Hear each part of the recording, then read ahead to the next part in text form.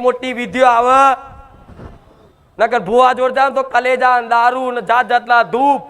મસાણી ધૂપ લાવો મેલડી ધૂપ લાવો ઝોપડી ધૂપ લાવો કારુડી ધૂપ લાવો અલ્યા બધા ચયા ધૂપ જી ખબર ચોથી લાયા છે આ બધા ધૂપો ચાયું એવું ધૂપ છે મન પ્રસન્ન કરી જાય આ બજારમાં વેચાય છે એનું કારણ છે કે તમારે જે હશે ને ડફોર માણસો લેશે આ બધા ધૂપો